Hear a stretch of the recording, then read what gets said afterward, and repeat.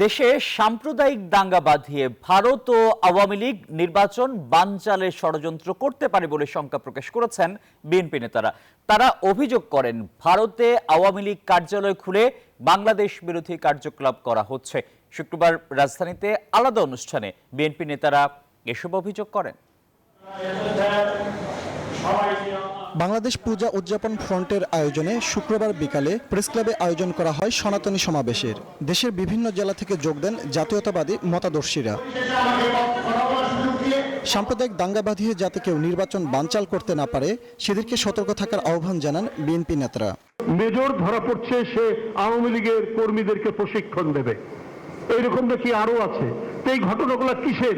কলকাতায় কার্যালয় আর বাংলাদেশের ভিতরে এই সমস্ত ঘটনার যে যোগসূত্র নেই তা বলা যাবে না।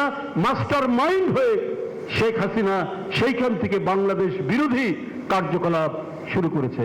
আওয়ামী লীগের বা ভারতের জন্য বাংলাদেশে একটা দাঙ্গা প্রয়োজন, তাহলে রাজনৈতিক মোড়টা ঘোরাতে পারে, নির্বাচনটা বানচাল হতে পারে।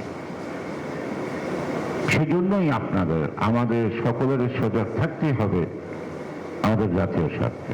সব মশার বিরুদ্ধে সুরক্ষা দিতে এলো বসুন্ধরা এক্সট্রিম অ্যারোসল, মশার বিরুদ্ধে এক্সট্রিম সুরক্ষা। প্রেস ক্লাবে অন্য এক অনুষ্ঠানে স্থায়ী কমিটির সদস্য মঈন খান বলেন, বিএনপি প্রতিহিংসার রাজনীতিতে বিশ্বাস করে না। ক্ষমতায় গেলে ৩১ দফার আলোকে সুন্দর বাংলাদেশ বিনির্মাণ করা হবে।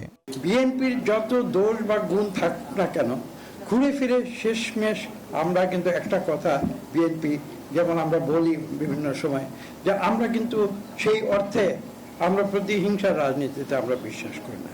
মানুষের ঠাট্টা করে বলতো বিএনপি তো ভদ্রলোকের দল, আসলে তারা কিছু করতে পারবে না।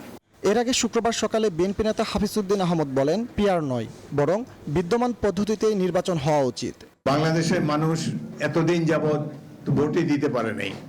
এখন যেহেতু ভোট দেওয়ার সময় এসেছে, একটা সুযোগ এসেছে, আমি মনে করি আগামী নির্বাচনটি বিদ্যমান পদ্ধতিতে, অর্থাৎ এখন যে পদ্ধতি চালু আছে, জনগণের ভোটাররা একজন ব্যক্তিকে বেছে নিতে পারে, সেই ভিত্তিতে নির্বাচন হওয়া উচিত।